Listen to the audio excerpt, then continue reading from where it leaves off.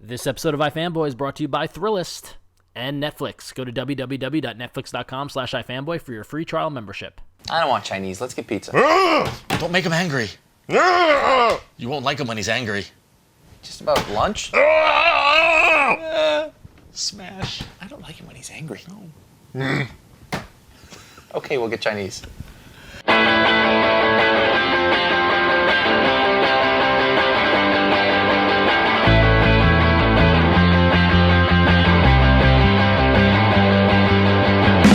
Hey, welcome to iFanboy, the comic book discussion show from the website iFanboy.com. I am Josh Flanagan. I'm here with... I'm Connor Kilpatrick.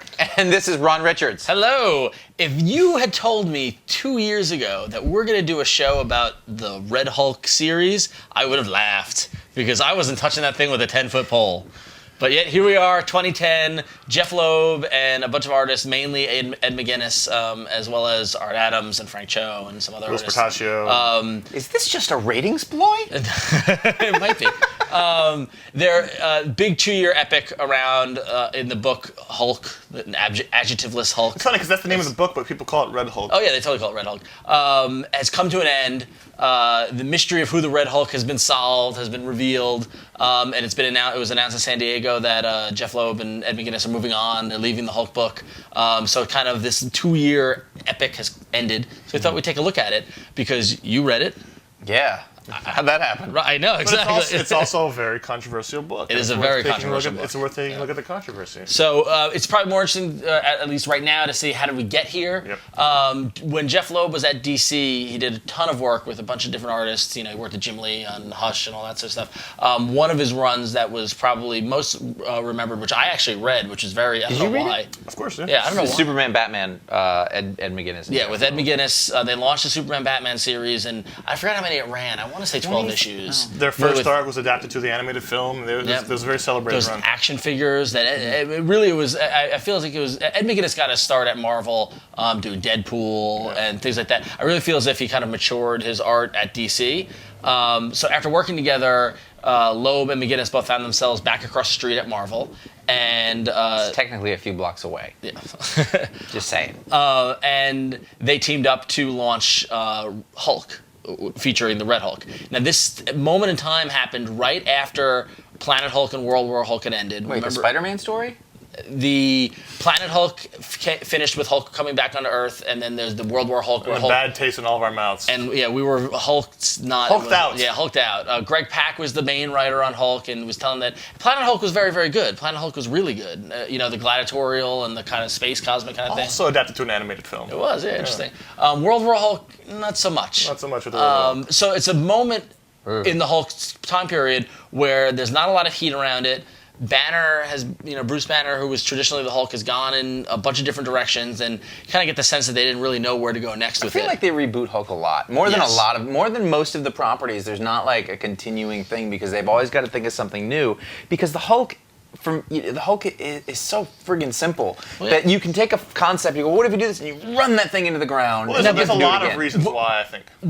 Well, one is because Peter David had celebrated a 10-year run. They basically did every whole story you could do better than most people are ever going to do them. Yep. So what do you do then? And then you've got a character who's very popular name recognition-wise. He's had movies, he's had TV shows. Everyone knows who the Hulk is in the world. He's a pop culture icon. So you always want to have the Hulk book out there, and you want to make it popular, and the hard thing is figuring out how. So it doesn't work, you got to keep rebooting it. But what I think is interesting, though, at least after reading Hulk and talking to Jeph Loeb about it and things like that, is that the Hulk is a very simple character in that it's Bruce Banner, turns into the Hulk when he gets angry, just leave me alone.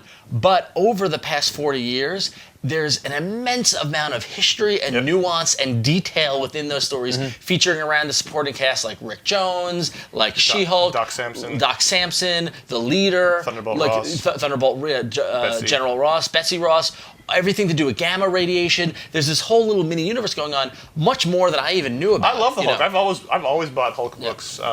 If you go back to my collection, I've got all the Buscema, the old curly-haired Buscema Hulk was my favorite, and Future Imperfect and the Peter David run. I mean, Hulk's been a great character throughout Marvel's history. Now, what I didn't know was that Jeph Loeb, personally, this is one of his favorite characters of all time, and so he he started out on this journey of this story to be his this is going to be his take on the Hulk, and he wanted it to be very respectful and work in a lot of that history, which I had no idea when I started reading it. Mm-hmm. It was very controversial when it started because what they did was they took the Incredible Hulk and renamed it and called it the Incredible Herc and had Hercules, it feature Hercules and Amadeus Cho, and that became its own thing. And Hulk moved over to this book, and it wasn't about Banner anymore. Yeah. It was about this Red Hulk who we didn't know who it was, and it started off with a murder mystery, as to who killed the Abomination, and there was a big gun, and who is this Red Hulk?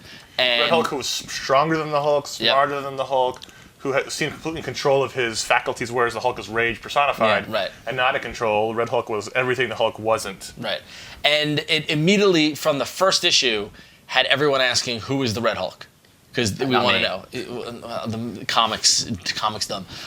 And, if you heard any of our interviews with Jeph Loeb, stuff like that, he always said, this story is not about who the Red Hulk is. It's a bigger story. But at the end of the day, it's about who was the Red Hulk. I mean, there's no coincidence that it ended. The last 2 issues of their run ends with the reveal of who the Red Hulk is. But that is part of the whole story because it has to do with who the Red Hulk's, what the Red Hulk's motivation was and what the whole point of the story was. So that's kind of how we got there, how we got here to it. Why did I read it? Why did you? We'll get to that in a minute. Well, that's the thing is that I started reading it. I read the first 4 issues, and it was so over the top and admittedly, there was a couple of really bad jokes. Like there was the the humanity joke when the helicarrier crashed, and it just left a bad taste in my mouth. At the time, I was very not keen on Loeb's work, and so I was like, enough of this, and I walked away. But over the 2 years, I remember the guy who runs my comic book store was like, I read everything Hulk for the past 2 years in this weekend, and it's awesome. Well, let's get to the personal history. I mean, you did that. We talked about it on our audio show where you read the issues and you were complaining about it. And to me, I said, I don't want any part of this. So I didn't want any part of this. And then our friend Augie DeBleek at Comic Book Resources wrote a review of the first trade and said, this is big, smash 'em up fun. Ed McGuiness is killing it. It's a fun, funny book. And I thought, this could be fun. That was the first rumblings I heard of that. So, based off of Augie's review, I bought the first trade, and I wrote a review on iFanboy that was caused a bit of a strife. And I said, this is not a bad book, because the perception is that this is the worst crime against humanity in comic book, which I find bizarre. It got a very rough start, but I think by the end of it, it ended with the total 180. Everyone hated it. It was very polarizing. But at the end of it, you just hear it's fun. It's the thought. people who are still reading it are the people who like it. The people who don't like it, the ones complaining about it tend to be the ones who aren't reading it anymore. Well, what did you say? You said over Twitter. I said if you're complaining about Red Hulk, it probably means you didn't read it. Or are not reading it anymore. Yeah. Because here's the thing. I don't like the Hulk. Never liked the Hulk. I've read stories. I've read bits of it here and there. For whatever reason, I don't like the Hulk. Never. I don't know. Did I make that clear? It's not for me. Okay, not for me. It's fine. So, but I was really curious. I know that you had read it, and I was like, I'm just curious. Like, what if I go ahead and I read this thing that is completely unlike anything that I want, and there's no secret. Like, Loeb has done a lot of really good work, but he had not done some of his best work in the past, few years. It wasn't mind-blowing stuff. It was stuff that sold a lot, but it wasn't the stuff that I tend to like. And I'm just curious. Yep. So I start to read through it, and I get through the first chunk of it, and I was like, this is kind of enjoyable. Yeah. Like, this is kind of fun. And so that's why we're doing a show about it. So we're going to take a break. When we come back, we're going to talk a little more about the book itself. You have a friend who's always hooking you up with the cool new bands before anyone else has even heard of them? Well, Thrillist is like that, but for cool new stuff to do in your city. Thrillist is a free daily email that sifts through the crap to find the best new bars, restaurants, events, and services. Whatever it is, they promise it won't suck. Plus, Thrillist even got a national version that'll hook you up with scoops on hot new gadgets, gear, and funny sites across the web. Oh, and did we mention that all this info is free? Hit up Thrillist.com/iFan, and you'll start getting Thrillist's sweet, sweet knowledge right away. So the one comment that you hear the most of it, that this is just, it's fun, that it's big smash 'em up, it's big action. I think a lot of that has to do with the art. My main comment, and I think the title suffers any time that Ed McGuiness isn't on it. Yep. No matter who is on it. And there's some other fantastic artists who come on here. Well, Arthur Adams' Frank Cho stuff is good. I think the book suffers when other artists are on it. That's what I'm saying, because I think that Ed McGuiness and Jeph Loeb doing this particular story is about the best matchup of a team and a concept that you could ever put together. Yep. Because of the way that Ed McGuiness does it, and the way that Jeph Loeb lets him do it. it just works really Talk about well. a guy perfect for his subject. Yeah. It really is. Ed McGuiness draws big, bulky, huge people that would never exist in reality. Right. Yeah. And it's perfect for the Hulk because he's It's perfect, huge. and like the Red Hulk is even bigger and menacing. And it really, like, that first chunk of stories especially, I kind of didn't care who Red Hulk was, but I was really interested in watching what happened. You know, everybody made a big deal out of him punching the Watcher or whatever, but I think it was just fascinating that, you know, in Marvel the Hulk is the uber strength, the uber power. Nothing beats the Hulk because, as you know, madder Hulk gets, stronger Hulk gets. And Hulk's strongest there is. Hulk is strongest one there is. By the way, the more I read it, the funnier I found that line. And every time, I really want, like, by the end I was really enjoying, Hulk is the strongest one there is, and he would say it, and I was like, this is ridiculous. This is really ridiculous. Yeah. But Well, they've established over and over in all the future stories that he can't die. Yeah. right. And he's the most powerful person in the universe. So the concept being that there's this red thing that's even stronger than him. And then wants to kill him. Yeah, Yeah. but we don't know It's why. the classic conundrum. You take this all-powerful character and you find something that's even more powerful. And I didn't really want to know who he was nearly as much as I wanted to know, well, can he do that? Right. Like, is that going to happen? Right. And that was the part that I had a lot of fun with. And I loved it. Like, I think sometimes it's really stupid when you have a character who's so powerful that nobody can beat them. And then other times it's really funny because you just keep showing people trying it. And it's just like, well, what if we send She-Hulk and this person and this person? What about this? And he's just like, eh. And like, it gets to the point where it's funny, and it's funny that it's kind of not funny, and then it gets funny Well, again. because the thing is, like, because Loeb went big with this. Yeah, Like, he yes. went really big. Over 2 years, I'm pretty sure, I mean, if you're a Marvel Universe, like, if you're a Marvel zombie, this is up your alley because everyone gets paraded through this book. Yeah. Like, And you have a Defenders reunion. yeah, Silver Surfer. Yeah, I mean, there's a whole. Yeah, I mean, he fights Galactus. There's a crossover with X-Force. Yeah, well, there's the whole Hulk That Heroes thing where every hero gets gamma treatment, and you see what happens. Where, like, and which is funny, which is the variation of what would happen if Spider-Man got exposed to gamma, or Cyclops. Like, Cyclops just got a bunch of eyes that all shoot at. You know, like, it was just the weirdest kind of things you could think of. But Loeb paraded everyone through this book. Well, the reason I liked it, for the most part, is that in an era where comics and comics fandom is increasingly more serious, this is not at all serious. Yeah. And it's a breath of fresh air in that sense. Like, when you first talked about it on the show and you said he punches the Watcher and you got all angry about it, it works perfectly in this book. It's perfectly appropriate for this book, and it sort of tells you what this book's about.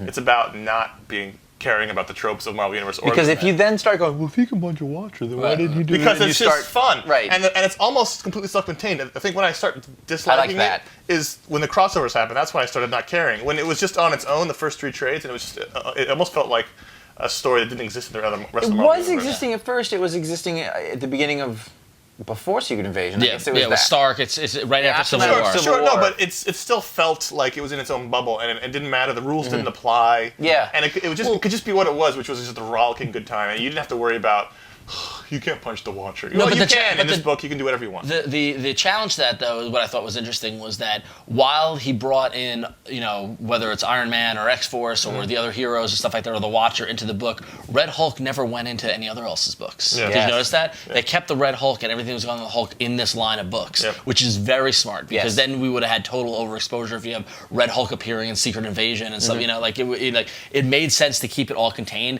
and let other people come in, play in it, and leave, and it doesn't affect those books. Because they can come in and play within the rules of the world, and they can leave and not have it be affected. Exactly. I think one of the things that was really successful about the Red Hulk is that, as you said, Peter David pretty much explored everything they could with the Green Hulk, and then maybe fix it, and all that, but whatever, Banner. And all the psychology of Banner. Yes. Yeah. This is my favorite part of the Hulk. Yeah. And then you take this other thing and you make it almost exactly the same, but it's red. So right away, between Ed McGuiness and this red color, it is, for some reason, really visually interesting. Yeah. I don't know why, but there is something about it that is very visually intriguing, and you kind of like want to keep looking. And even though it's not exactly the same. Yeah. And so you're starting out with a whole new mystery of this person and who it's going to be. And Think about it. What is red? It's rage. It's this color of rage. Right. And so it makes almost more sense that the Hulk be red. Yeah. Right, yeah. And So he when gets hot. When you see this big hulking red dude. It's scarier kind of than the green dude. Yeah. Because green's a nice color. Everyone likes green, but red is. And it works. And then what I find interesting, talking about how Peter David explored a lot of the psychology of Banner and the id and the ego and all that sort of stuff, childhood stuff like that. Trauma. What Loeb came with this is that we're talking about the historical aspect. This sums up and ties up plot threads going back to the 70s. I mean, the Leader and MODOK and, like I said, Doc Samson, and we're saying the cathexis ray and all these various things. The LMDs, Glenn Talbot, all these aspects of the Hulk that have been built up over the years all worked its way into it. And the thing was that, and we're gonna get into the identity after the break, but the big question of who is the Red Hulk carried this through the 2 years, and that's what attracted me to the story, is that mystery. But when you find out who it was, it completely makes sense, and you wonder why, it's staring at you in the face the whole time. That's the sign of a well-written book. Yeah, is exactly. that the mystery makes complete sense once it's revealed. Yep. And that's, to me, one of the, again, indictments of people saying it's the worst book ever written. It clearly is not. First of all, I got a stack of submissions telling me otherwise. Second of all, when you're dropping in Did you clues, read the Sentry? When you're dropping in clues everywhere, and people aren't picking. Some are. We're gonna get that. But at the end, when you get those answers and the clues all suddenly make sense, that is the sign of a well-constructed book. So we're gonna take a break. When we come back, we're gonna talk about the identity reveal and some of the reactions around that. London horror He comic. takes Thor's hammer away. Look at Thor's face. Give it a rest. Netflix delivers movies directly to your home, saving you time, money, and hassle. As a Netflix Unlimited member, you get DVDs by mail in about 1 business day, plus you can instantly watch thousands of TV episodes and movies streaming directly to your PC, Mac, or right to your TV via Netflix-ready device like Xbox 360, PS3, and the Nintendo Wii. Watch as many movies as you want, shipping is free, and there are never any late fees or due dates. Keep the movies for as long as you like. DVDs by mail, plus instantly right to your TV, get unlimited movies 2 ways for only $8.99 a month. As a new member and an iFanboy viewer, you can get a free trial membership. Just go to www.netflix.com/iFanboy and sign up now. Be sure to use that URL with the www so they know that we sent you. Probably about 8 months ago or so, I'm in my comic book store, and my shop owner says, I just read it all, and it's fantastic, and I know who the Red Hulk is. I figured it out. I put together all the clues. And we start talking about it. We're laughing, and it was a great conversation. And he then goes, I lied. I read about this on a blog post. And I found the blog post, and our buddy, who's now our buddy Gary, wrote this great post. He is the biggest Hulk fan I've ever met.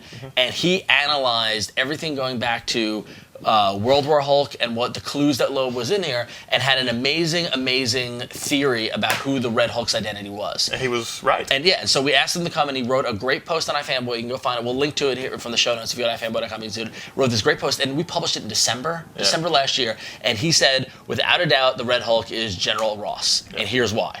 And people came in the comments, there's no way you're right. And the thing was because General Ross was in scenes with the Red Hulk in the book. And so, what Loeb did was he used those life model decoys to his advantage, because you're right there, Red Hulk talking to Ross, but that Ross was an LMD. It's the Marvel Universe wacky button. Exactly, but it worked. It totally worked. And so we had this theory. So we had a feeling that it was General Ross, but then at the same time, and people started talking about the Captain Atom Monarch debacle, the early 1990s, when DC had a great villain and it got leaked that it was going to be Captain Atom's identity. They changed it. So people saying that now that everyone knows that it's General Ross, Loeb is going to change it.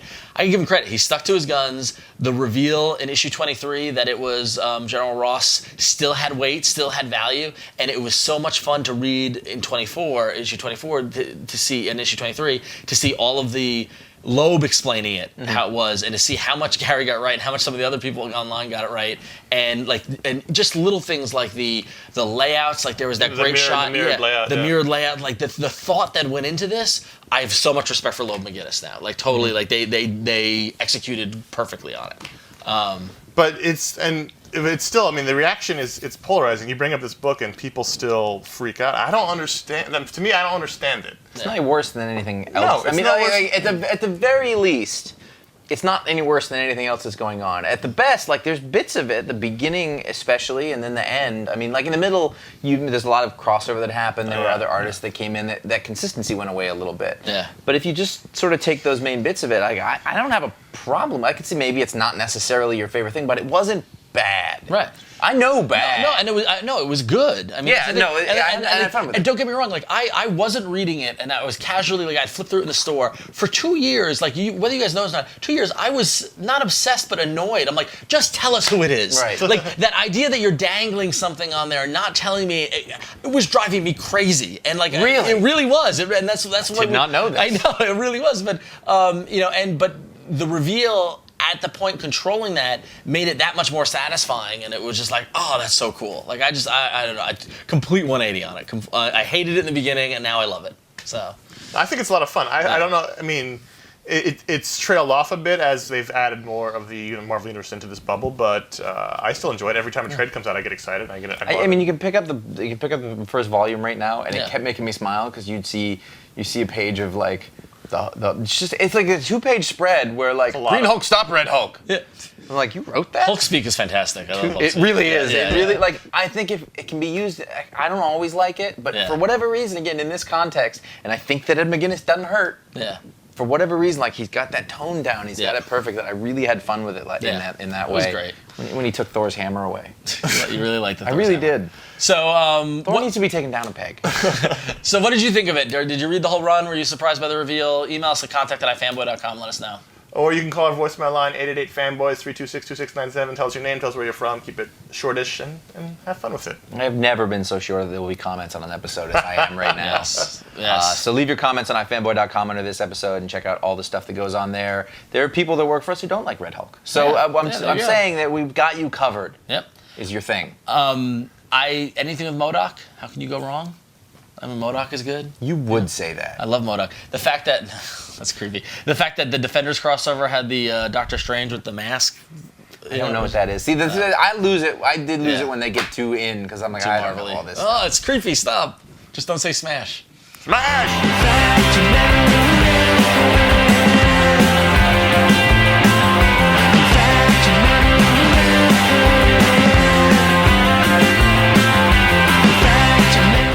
Hi, it's Jeph Loeb, head of Marvel Television, and you're watching iFanboy, the best on the net.